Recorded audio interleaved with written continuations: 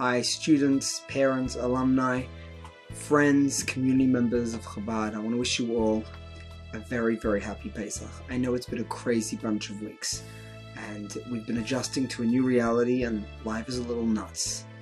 And we hope that it gets better for everyone.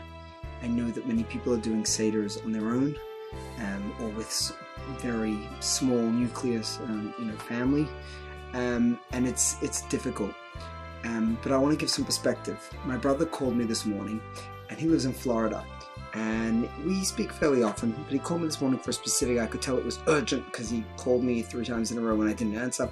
So I called back, and he says he has a member of his community who is a truck driver, and the gentleman is going to be told him he's going to be in New York, somewhere upstate New York, on Erev Pesach, the day of the first Seder, night going into the first Seder, and he's going to be alone, and because of social distancing, he knows not even to bother reaching out because no one's really going to be able to help him. My brother says, whereabouts is it?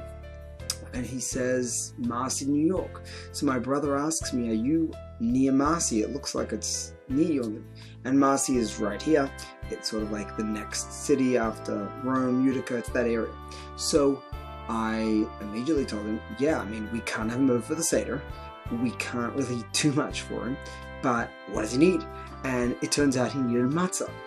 And I said, I'm happy to give him matzah. We have our, hand-made shmura matzah, which is a special kind of matzah, which many of you may have received.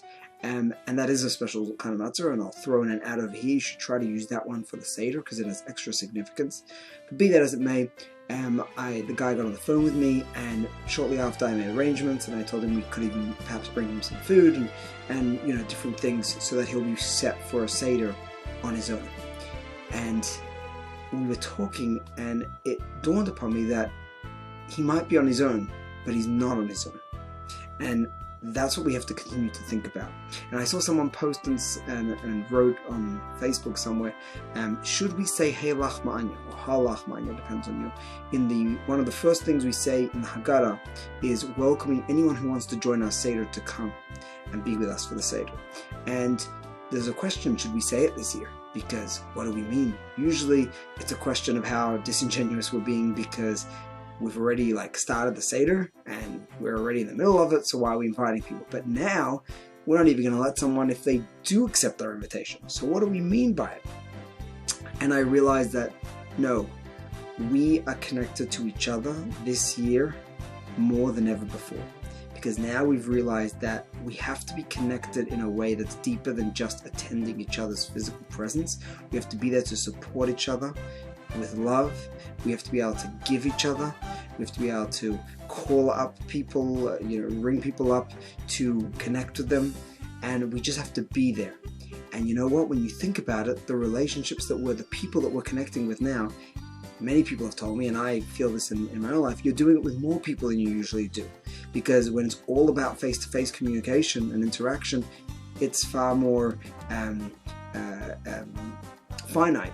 But when you're talking about connecting with people all over the planet, it's far greater. And so even though we're locked in our homes, we're isolated, we're not hanging out, but we are worried about each other. And as long as we do that, and as long as we can connect, and the fact that this man knew that he can reach out to somebody somewhere, that means that something right is going on.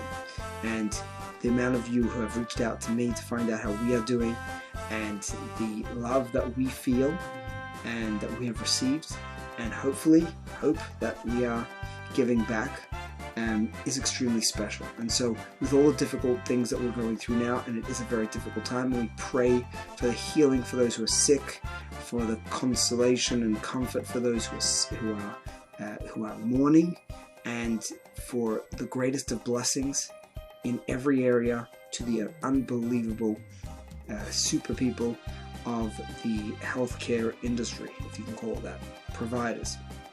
And may God bless everyone.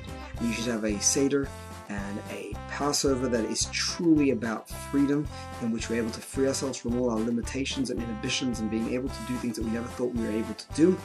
And that is the true departure and exodus from Egypt, which means in Hebrew Mitzrayim means Meitzarim, which means limitations, self-imposed limitations. May we merit to surpass every limitation we ever expected, connect with people you never thought possible, and let's make this world a much better place.